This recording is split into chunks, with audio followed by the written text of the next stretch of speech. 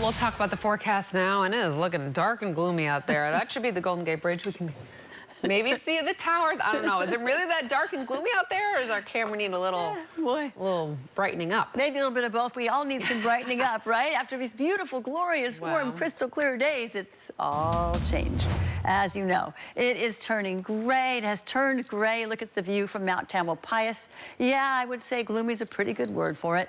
We have big changes in store. We're not done with the changes because by tomorrow night into Thursday, we're going to see quite a bit of rain, and we're going to see some wind.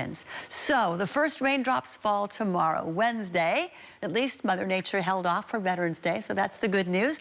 And by Wednesday night into early Thursday morning, around sunrise, around your commute, that's when the most rain falls, and that's when the gustiest winds take place as well.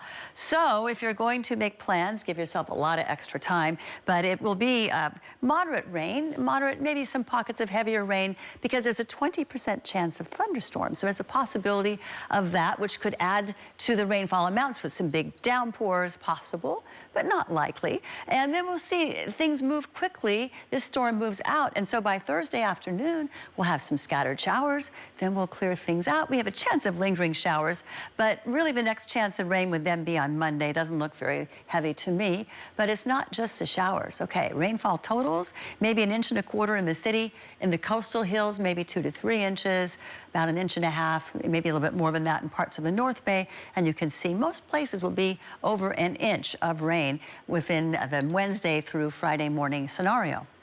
Then there's the snow in the Sierra Nevada.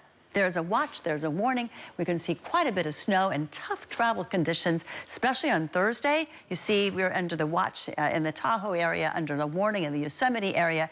100-mile-per-hour gusts are possible on the peaks of the Sierra Nevada.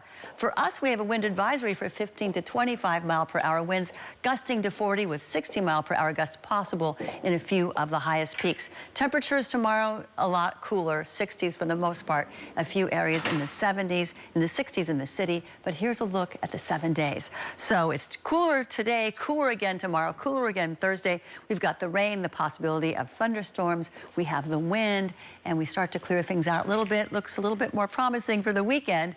Back to you, Justine.